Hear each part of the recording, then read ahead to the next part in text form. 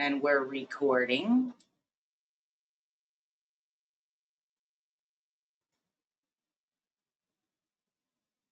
Okay, wunderbar. You have your, Eric, do you have your screen?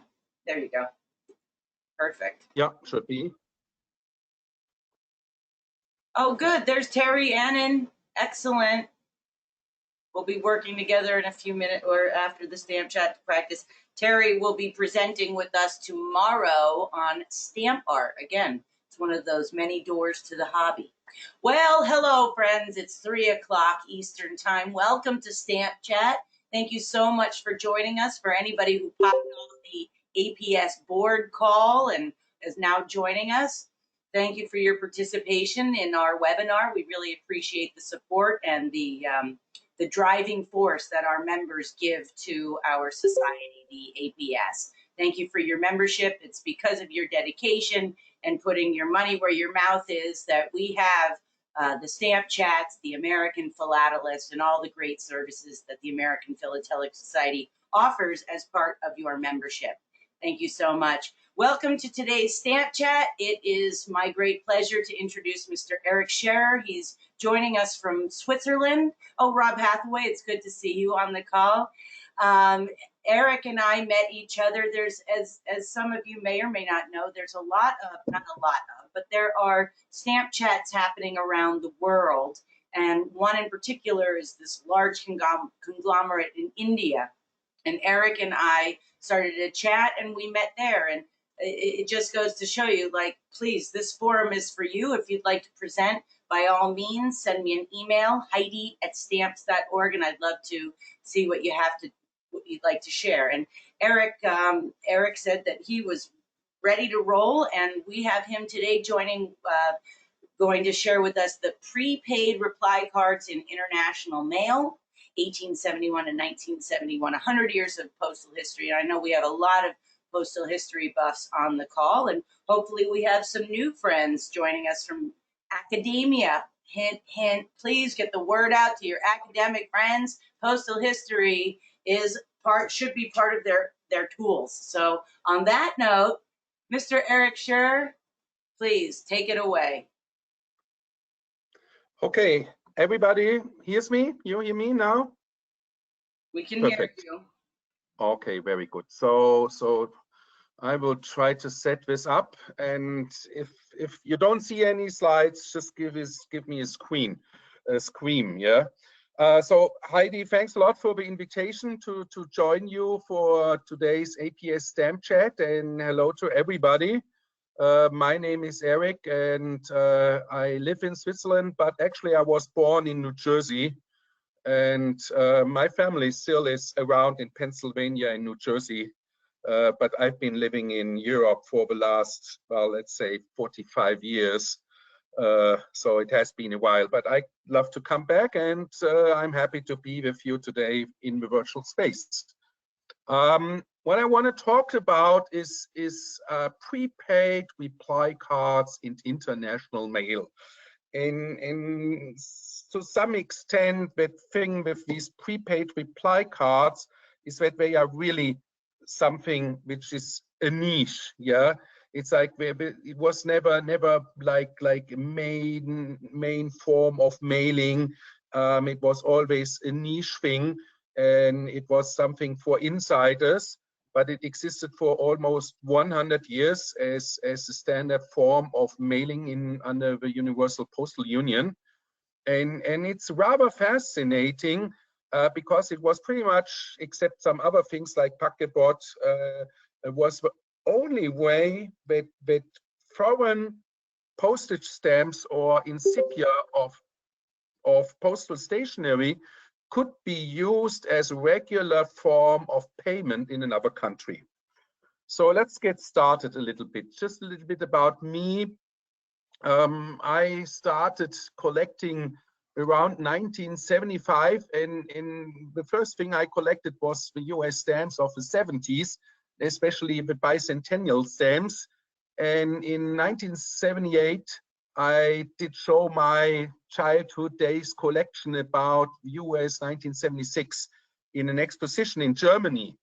And ever since I've been in stamp collecting, into postal stationery, into postal history, and into exhibiting.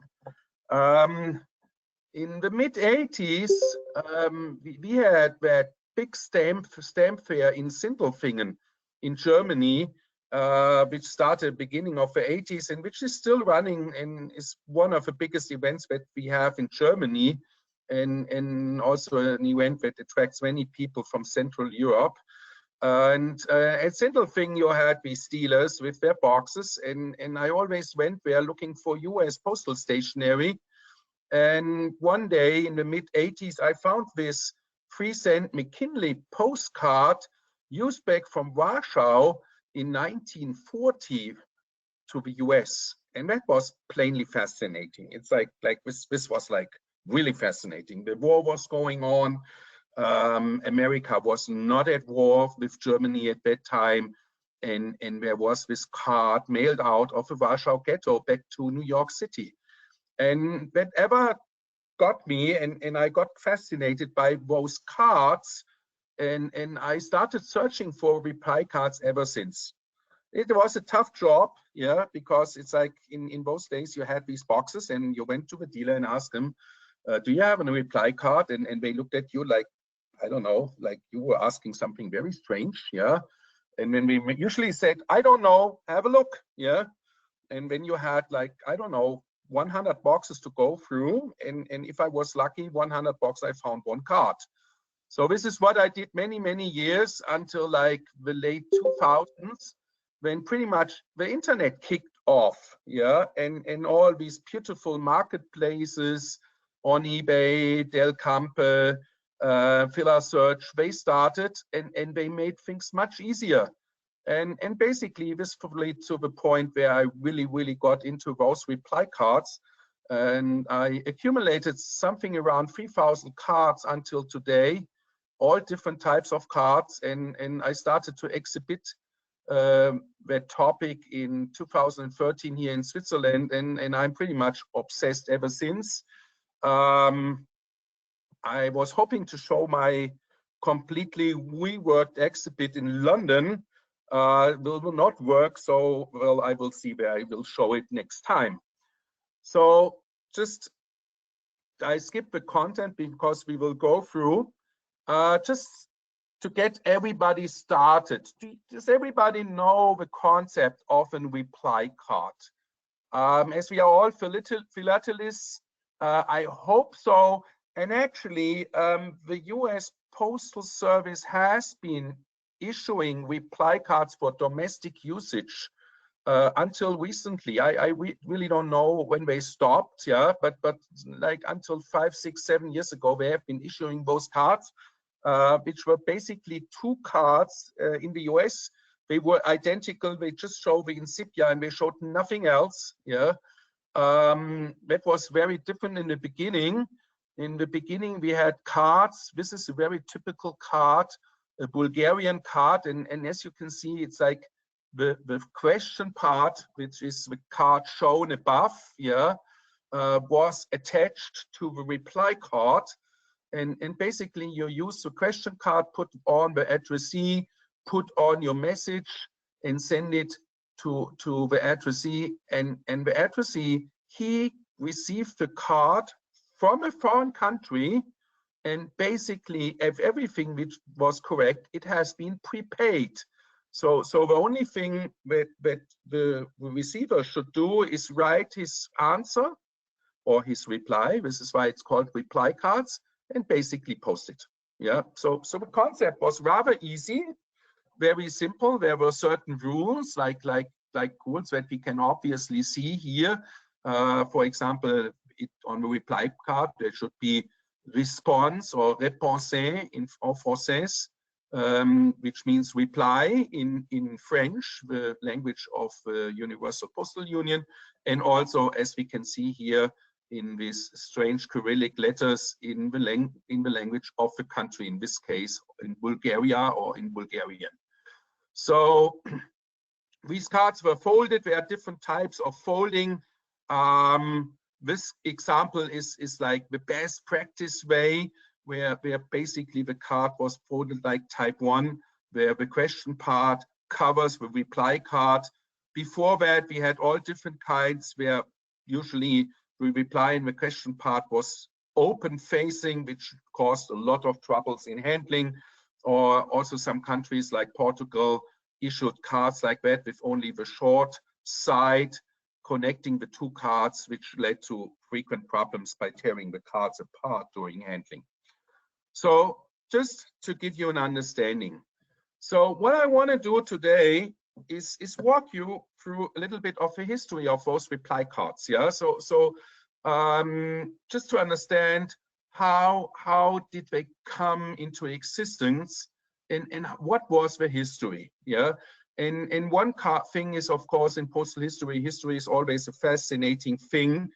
In the end, I will talk a little bit about errors and misunderstandings, and we will see that errors and misunderstandings have been a constant issue with reply cards from the first day until the last day. So let's start a little bit with the history. And the history is really the history. How does the whole thing got started with the postcards, the reply cards, and all that?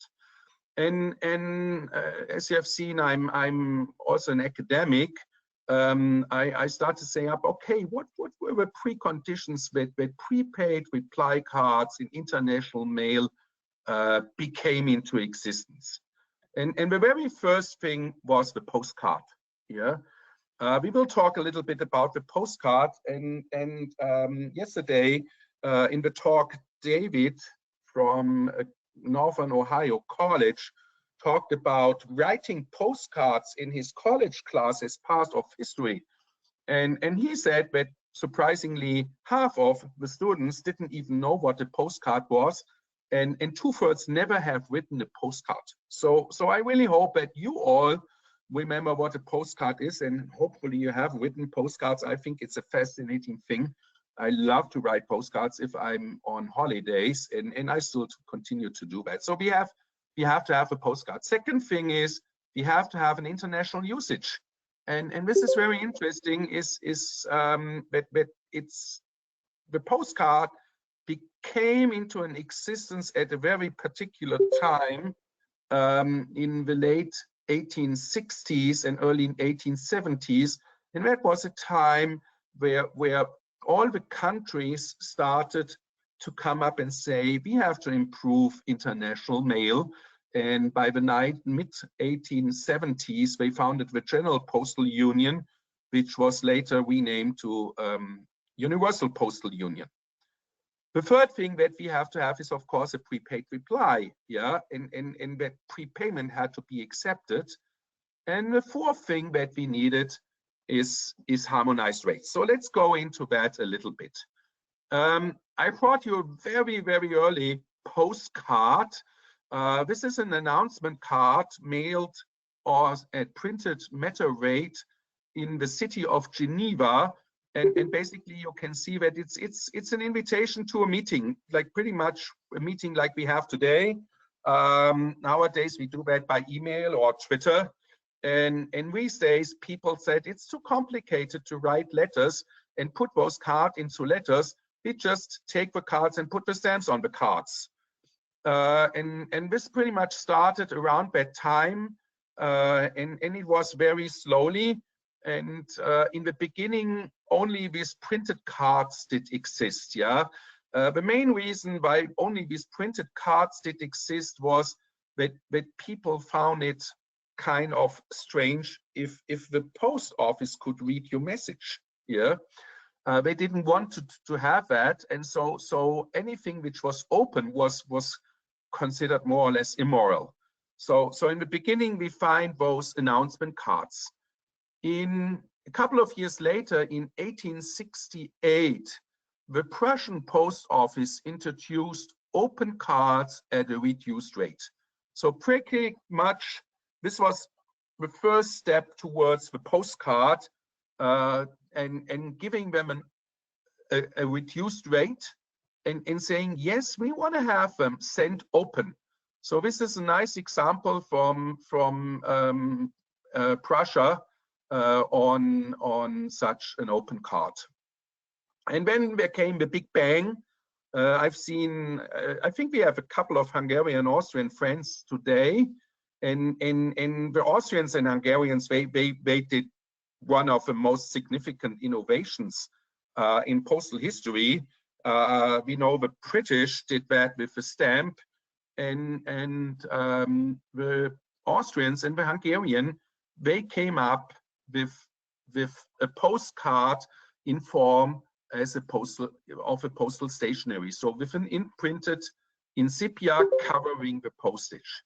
And pretty much what we see here is that very first postcard issued by the Austrian PO in 1869, and simultaneously the Hungarians issued a similar card with an Hungarian imprint and an Hungarian coat of arms, and also with some variations. So in the end we had 3 cards, and it instantly became a bestseller.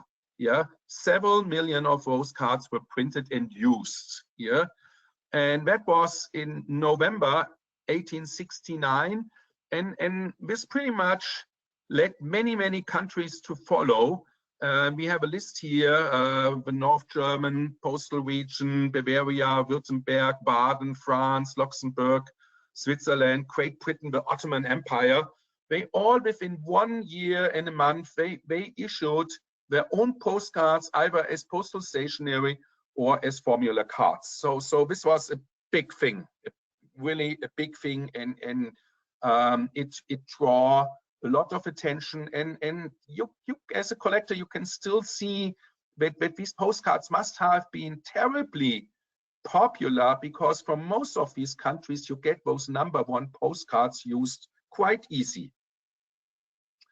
So the next thing that happened is the question, are those postcards allowed in international mail?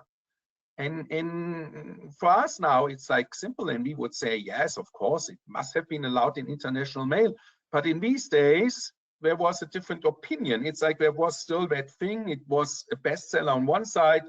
On the other side, it was a little bit of something, that immorality, which was still there because you could read the message.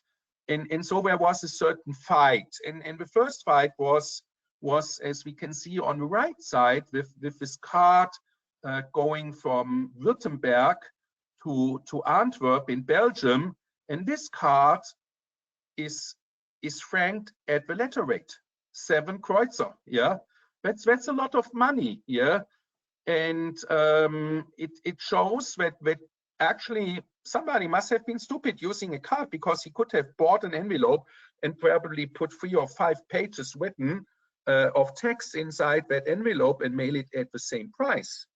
And so that was a big challenge. Again, the Austrians were the first ones to allow postcards into international mail, but this was always on bilateral agreements. So it was not that they said, yeah, you can post postcards. They had to make agreements with the different countries, and it's really messy, because every single country had a different rate.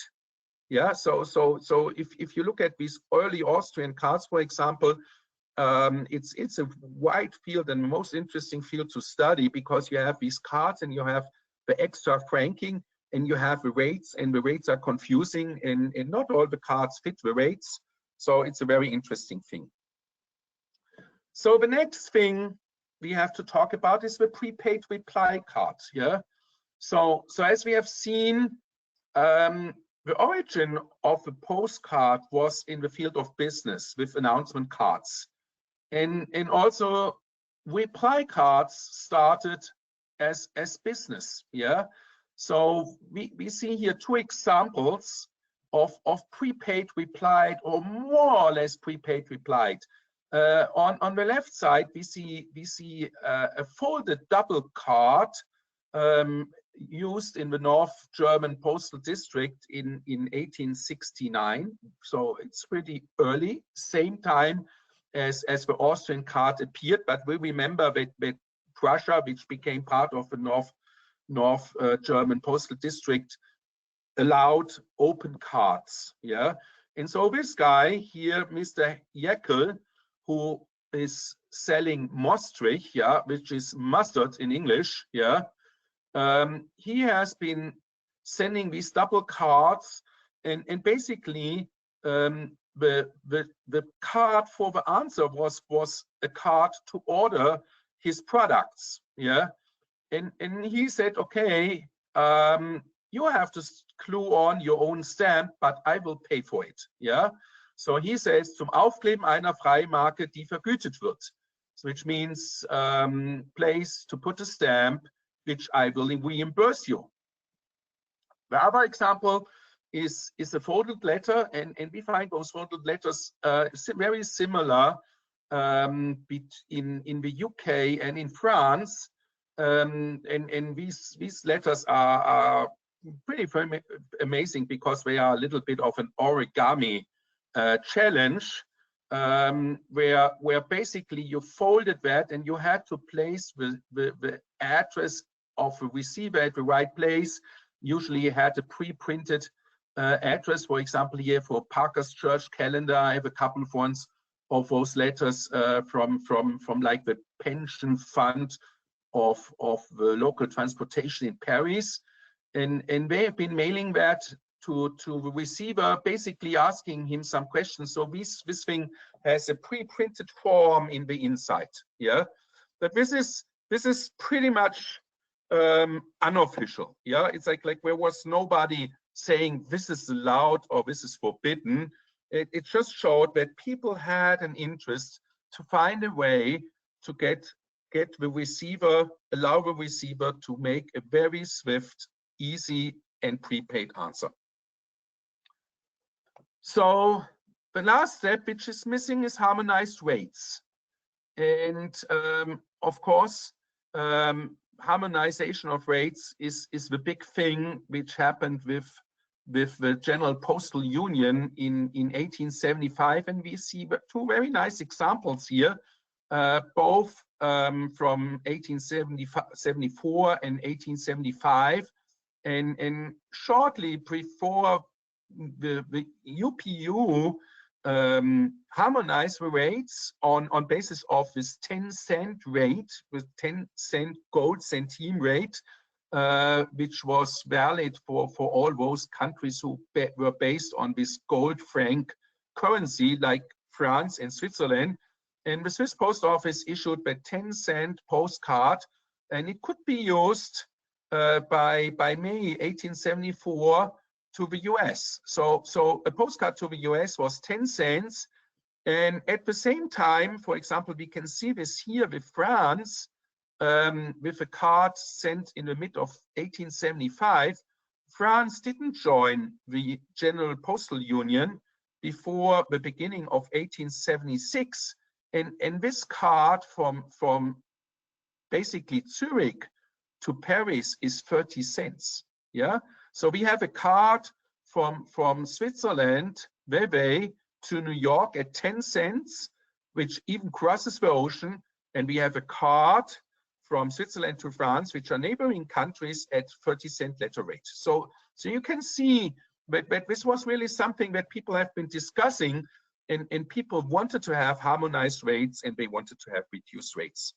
So pretty much all this happened in the late 1860s and the mid 1870s, and this was getting things ready for the reply card in international mail. So let's look at that, and we have to go back a little because the first reply cards were introduced by Germany.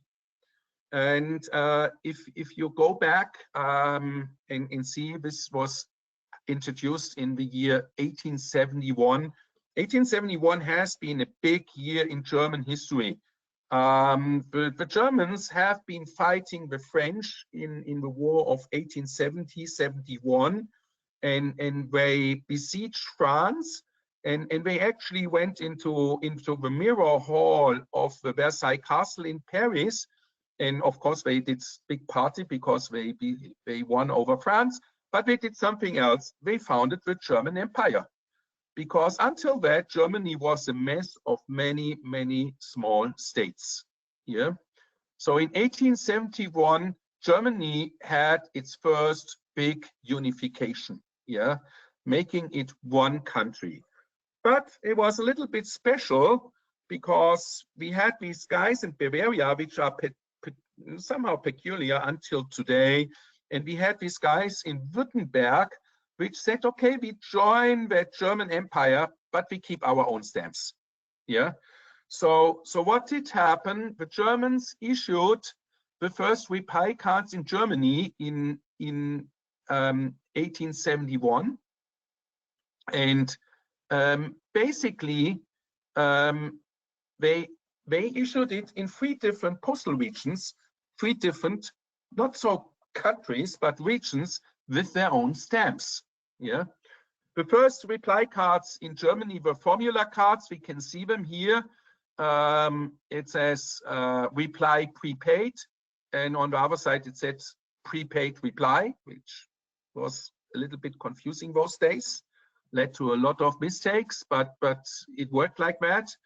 And at the same time, the Germans said, okay, we accept also the cards originating from Bavaria and Württemberg.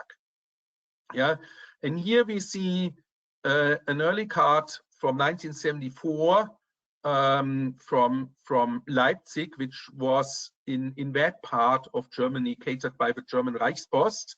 We turn to Bavaria, and on the other side, we see a card from Berlin, returned to Stuttgart, the capital of Württemberg. Yeah, and so with introducing cards in Germany,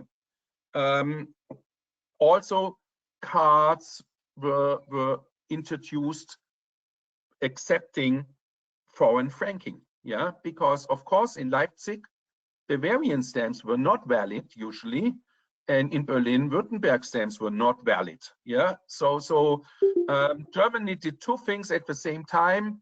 Germany introduced the reply card, and from the very first day, it was at least to some extent an international reply card. So that thing was also drawing a lot of attention, not as fast as the original postcard from Austria, but many other countries, and we see here a list of all those countries, did introduce domestic reply cards. Yeah, so in those other countries, like we see a Dutch reply card, an Italian reply card, a Spanish reply cards, these countries issued those double cards, but the cards were only valid for domestic usage. Yeah.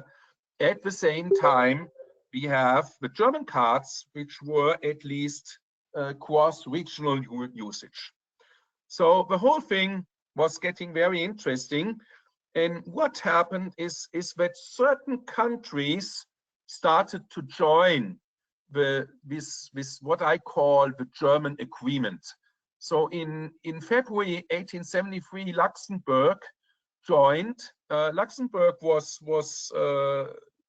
pretty much German speaking at that time, yeah, and it considered itself always part of the German Bund, yeah.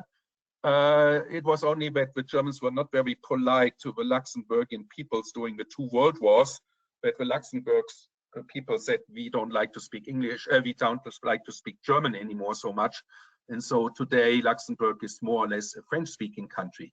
Very interestingly, we have a very much unknown agreement between Belgium and the Netherlands, also in 1873, and the Belgian PO never issued a card to cover that agreement, but the Dutch, they issued this card, and this, first of all, this is pretty much the very first reply card which has been issued for international usage, in this case between the Netherlands and Belgium.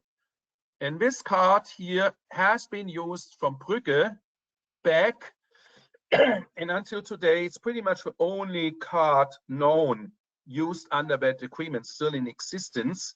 This was a very, very lucky thing. I decided there must be such a card. And usually you find these cards used domestically as a penny stock, yeah? So for the last 5, 6, 7 years, I've been going through piles of thousands of those cards. all used within the Netherlands. And about 2 or 3 years ago, I was lucky and found this card used from Brugge in Belgium back to the Netherlands. And I've been sharing that card with a lot of Dutch friends, and nobody doubted that it's the earliest card they have ever seen.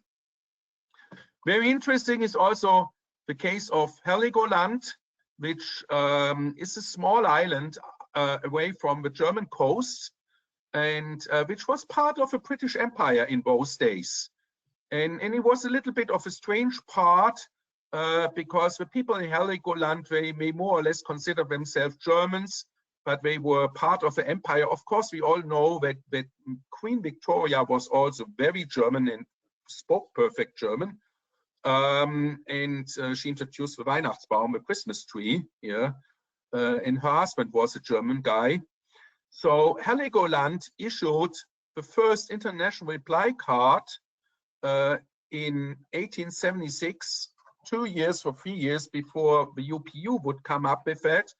And so pretty much this card is the first reply card of the British Empire.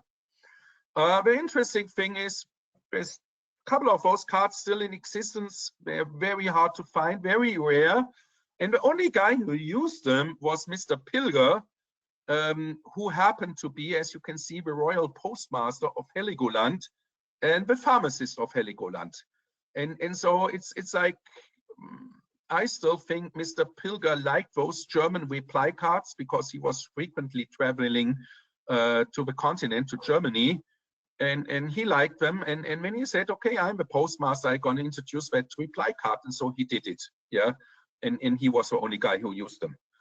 But still, they are existing and they are part of postal history. So the next thing that happened, and this is the big bang, this is the starting point, and this is why I also say 100 years of history, more or less, is in 1878 in the UPU or the GPU met, it named himself UPU, and there were a set of countries that liked the idea of having international reply cards.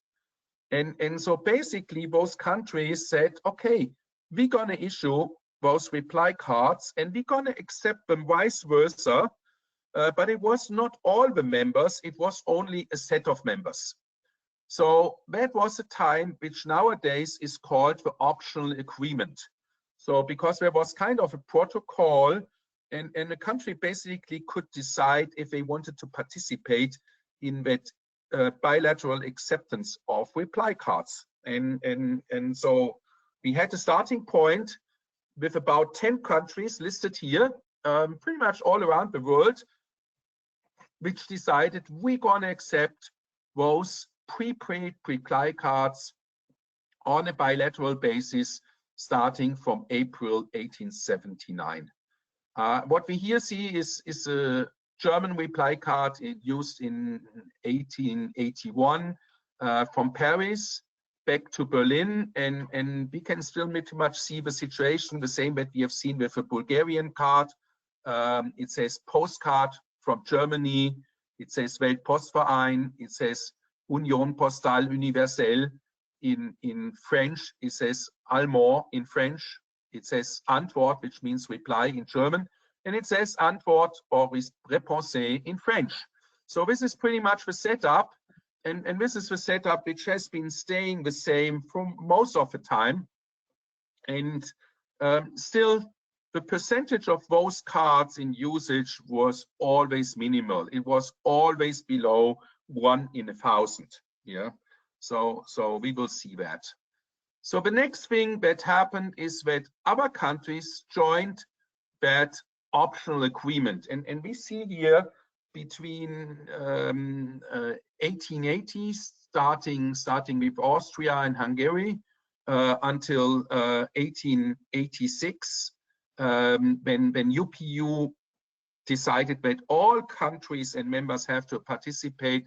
We have a lot of countries opting in. Yeah, and if you look at that list, it's an impressive list, and you can imagine that this caused confusion. Yeah, because a postmaster had to look up in the books if a card sent to a certain country, if a country of receival was actually part of this optional agreement.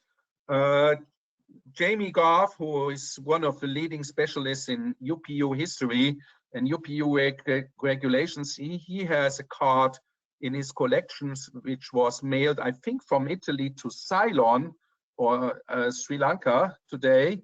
And the Ceylonese post office, they filed a complaint in Bern with the UPU saying it cannot be that we receive those double cards from a country like Italy. So you can see that this even had an political impact those days. And yeah, Jamie somehow found that card, which was taken from a UPU archive, and he has it in his collection, and it's rather fascinating. We have a couple of sideline agreements. As we have seen the Belgium-Netherlands agreement, we always also had an agreement between Norway and Sweden in 1879.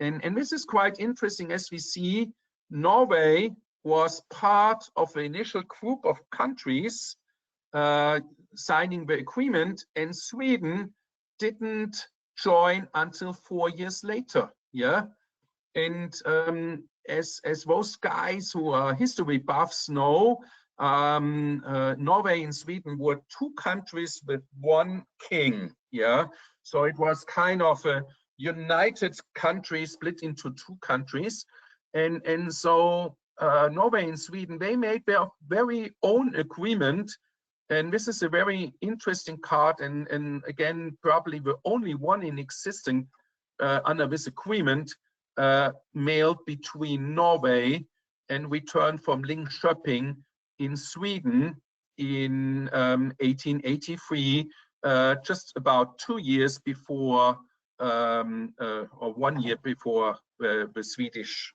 joined. Yeah, so this is rather interesting, and this is fascinating.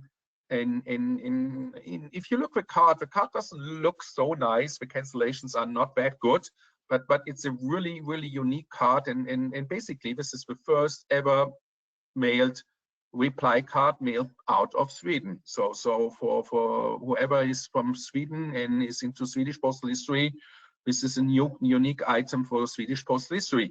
And this is again one of those big challenges in my collection, that I compete with all these people who look at postal history and postal stationery from the country's perspective. And these reply cards are very searched and seldom items. And I'm competing in my collection with all these people from all these different countries. So we have had a lot of confusion during the optional period. Here we again see a Norway card, which was returned from London in 1881, and basically the British Post Office said we have not signed that special convention, and so it's not transmissible. We don't accept it. Yeah. The question is, how did the double card end up in the UK? Because initially the Norwegian Post Office should refuse to send it, but the Norwegians didn't do that. The British were more accurate in this, and we see another card actually mailed after Britain joined. So in 1881, the British were not participating.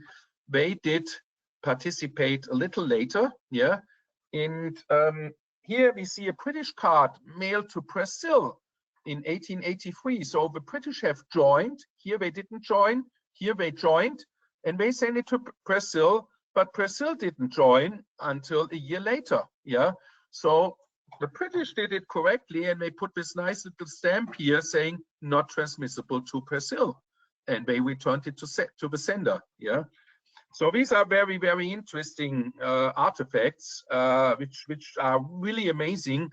And what I'm always amazed with is like they look so simple. They look so not so completely exciting, but they have their hidden treasures. So let's go to two more examples from this period. This is a fascinating card, very, very early, returned in 1879 from Russia. The Russians didn't join until 1886, 9 years later. So what did happen to that card? First of all, we can see that it was put into mail and it was cancelled, yeah, and it was returned to the sender, yeah, and the sender said, okay, this German incipia is of no value in Russia. I put a 3 kopeck stamp on, which covers the international postcard rate from Russia to Germany in that days.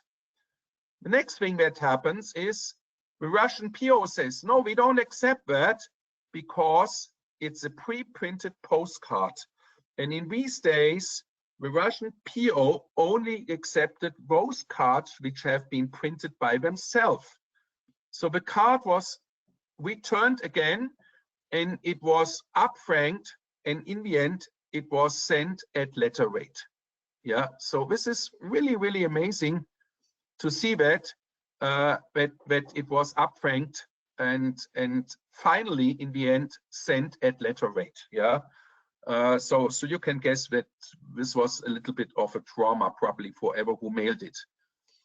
This is the very same card from Germany, again returned from Russia in 1885 with no objections.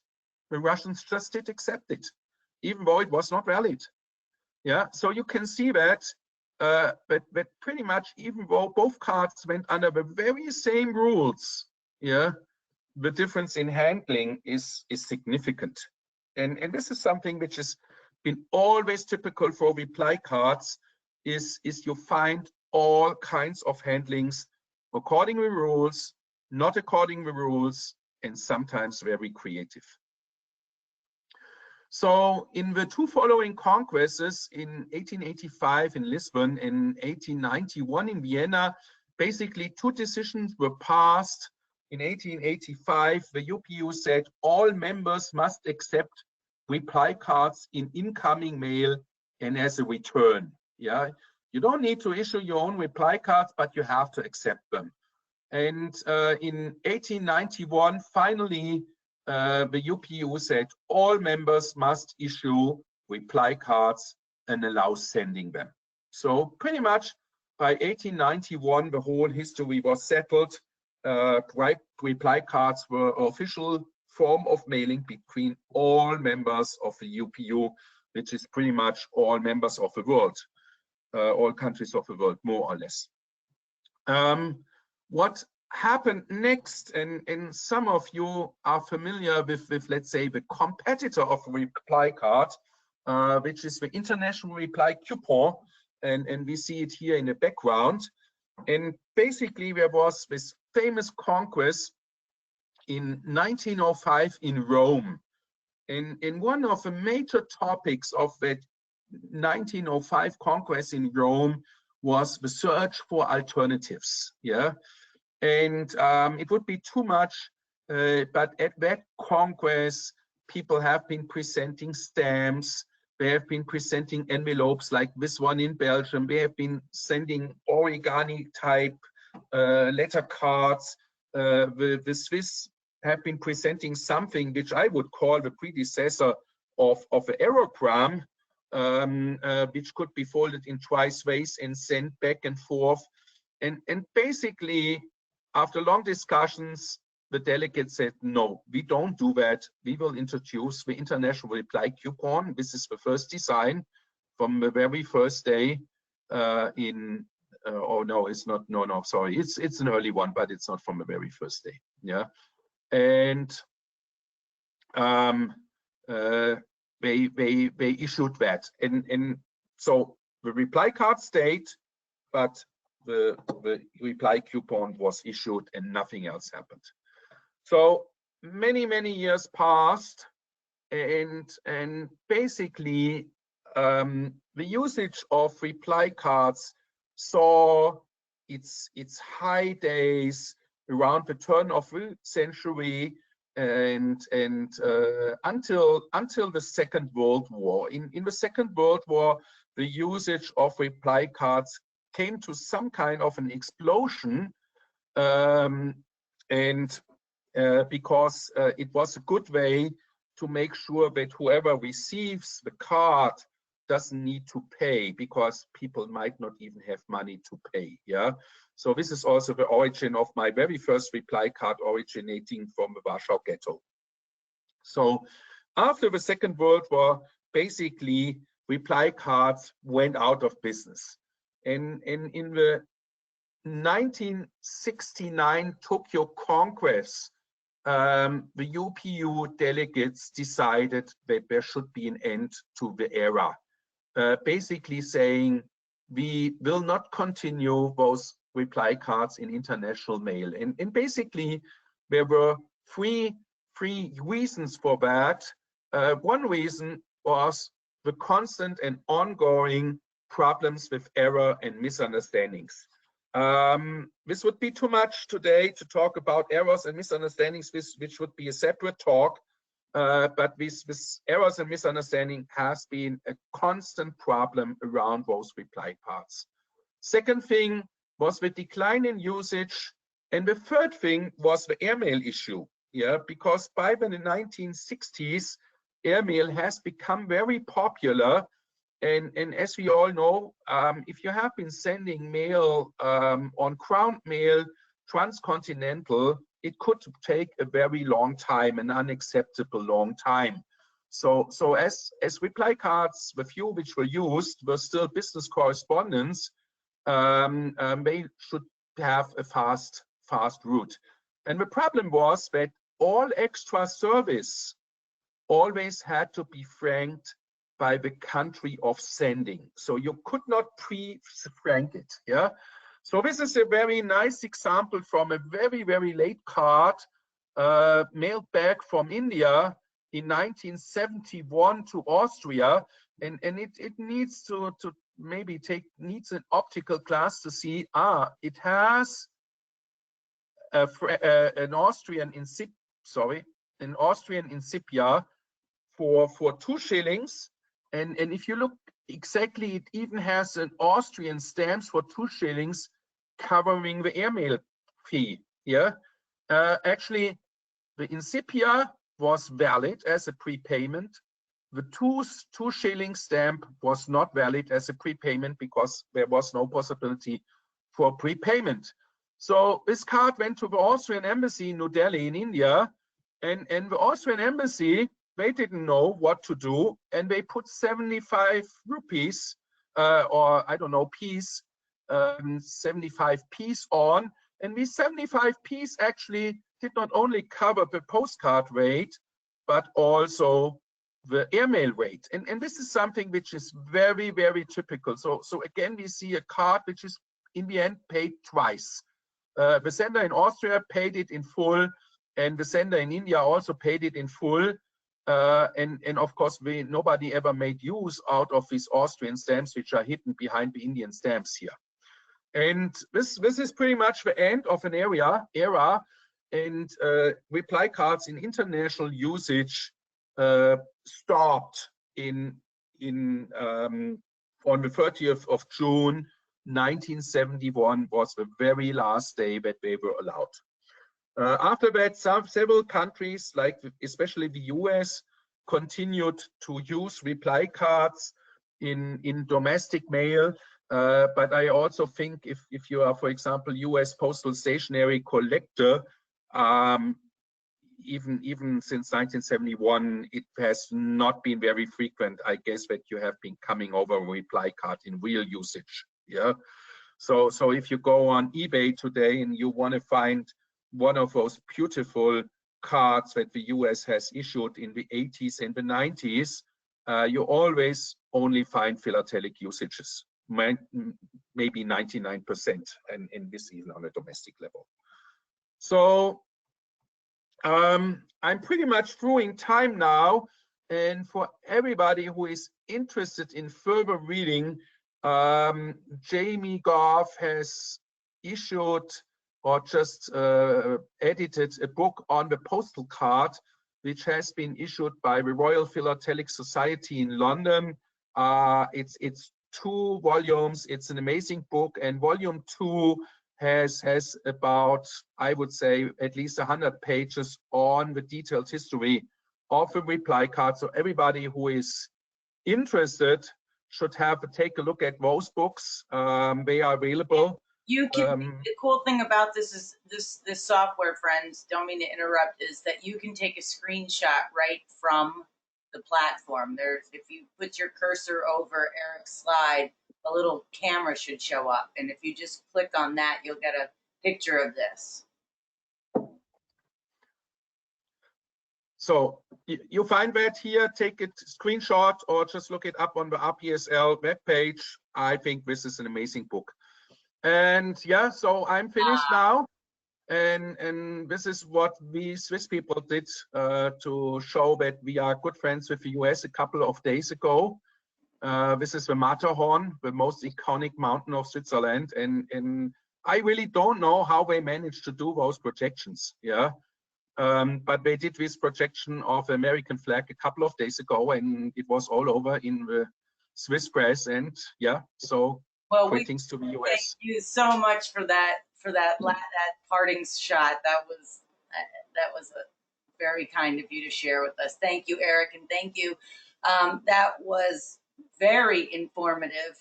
And we have some chats. Rob Hathaway, do you want to unmute yourself, or do you want me to read your chat? I will unmute myself. Okay. You know me, whenever I'm listening to a speaker, spectacular presentation, by the way, I learned a lot. I collect everything, which means I have a few things like what you were speaking about, but I have more questions than I do knowledge. I pointed out, you mentioned at one point, letter sheets where they're pre-stamped on a sheet of paper that you folded. Really, that's how it all started. The Mulready in Great Britain in 1840 came out as a letter sheet, a sheet of paper you had to fold up. It also came in an envelope form, but I think the letter sheets were very popular. Can anybody confirm that? I've seen the letter sheets, Mulready letter sheets. Well, anyway, letter sheets started in 1840. I've got some American examples of letter sheets. Here's I think it's 1926 McKinley. Universal reply card. Yeah. And as I told Heidi, while I'm listening to these things, I'm pulling down albums. Whenever you don't illustrate something you talk about, I pull it out. But anyway, it's of course on both sides you fold it, and this one is an actual UPU one, where I could mail it to another participating nation, like you said, and they could write back to me with a Zurich Council on a McKinley card. I would love that. I buy cheap stuff, and I find this in a 50-cent box, I buy it. Here's a philatelic use from 1972 of a domestic reply card. And that's about when they stopped, within a few years anyway. I have older examples from the US, but they're only the reply halves. They're kind of interesting because you can see that they're pre-printed replies for orders and stuff. This is somebody trying to sell an encyclopedia, the Book of Knowledge. You can fill out your name that you want to order it. And I guess that's the publisher's name. So they were all pre-printed. Very popular way of advertising, or direct mail. Early direct mail, we used a lot of these. That's all I was going to point out. You talked about letter sheets at one point, and I kind of thought that that's where it all started with the Mulready. Okay. Eric, I have a question for you. This is Sandeep. Can you hear me? Hi, Sandeep. Hello. Hi, Eric. How are you? Excellent presentation. Thank you very much. Wonderful. Very, very informative. Learned a lot of things. As you know, I'm a fellow postal stationery collector, so this was quite important for me. I had a question for you, and that is on the list that you shared with us on one of the slides, where you put down the years in which each of these countries, UPU countries, joined the reply scheme, postcard scheme. Now, I noticed you didn't mention India in there on that list. I didn't see that. India didn't came before it was mandatory for all. India never were part of an optional phase. but when didn't India join in 1884? I don't know the date when they joined the UPU. It was very early that India joined the UPU, but they didn't join the agreement, and they were part. You will not have any Indian reply card before 1868. No, 1886. Yeah, 86. Yeah, when no, but 1884 is when 1884, I believe, is when India issued the international UPU reply card, and that's why I was questioning why you didn't have it on the list. I have to check. I don't know exactly because, but I will write it down for you. I'm sure I have notes on that. No, the reason I bring it up is I actually have the actual postal notice that was issued by the Indian Post Office announcing the issuance of the UPU reply postcards by India. Yeah. And while we're on the subject of reply postcards, I'm assuming you collect the whole world, right? Yeah, but I do it from a postal history perspective. I take cards from everywhere. Yes. Question for you. Now this is, have you come across a proper usage of the Indian King George V UPU reply card? No. A proper usage back to India? No, never. Yes, I've been. Considering the size of India and also the great number of usage of postal stationery, also reply cards in domestic contexts, the number of reply cards used internationally is very low. Yeah, in general. Exactly. Yeah, it's very, very low. Yeah, and this is rather interesting. I have to say I have more non-Indian cards returned from India than I have Indian cards returned to India. Yes. Yeah. Yes. Yeah. Yeah, that's my problem when I collect because I collect Indian postal stationery. I've been looking for this King George V reply postcard coming back to India, and I have the last 20 years I have not seen one example anywhere. Yeah. No, I have myself. I have about 3,000 cards, I think, and I have recordings of maybe another 1,500 cards. Yeah, from like auction houses and everything, and I definitely. There's nothing in it, I'm very sure. Yeah. Okay. Wow. We have a question here from Gary Lowe, and we're coming down to the 3-minute mark here, Eric. So Eric says, Eric, you have identified a frequent challenge between vertical and horizontal collectors. Country collectors, vertical, compete with postal history collectors who specialize in types of mail, horizontal, across countries. Who do you think bid the most recklessly at philatelic auctions? That's a Gary. I don't know. It's like I think if well, of course, if you go out of the thematic field, yeah. If you go into postal history, everything in postal history still runs along national borders. Yeah. If I show my exhibit at a FIP show, I'm maybe one or two other guys which do what I do, collecting a topic across country borders. Yeah, so it's like I think the guys who have a lot of money bid recklessly, and the guys who don't have so much money, they bid clever.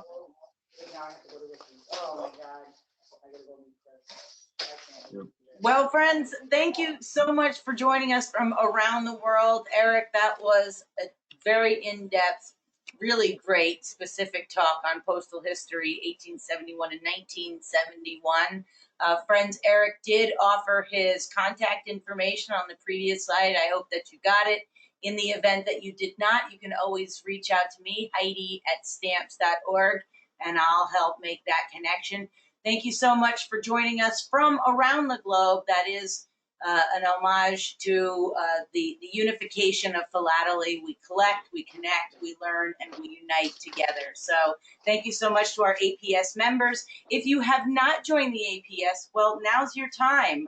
There's no better time. You can go preview the content online at stamps.org for free. The APRL, that's our research library. You can go check out what's online.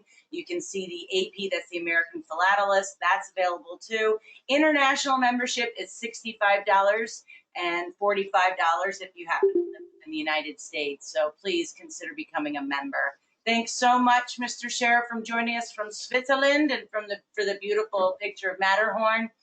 We bid you the same across the world, our brothers and our sisters across this beautiful globe that we call home, safety, health, and happiness. We'll see you tomorrow at 3 p.m. Eastern Time. We'll have Mr. Terry Ammon on. He'll be talking about stamp art. So again, many doors to the hobby that we all love and call philately. Thanks so much. I will see you tomorrow.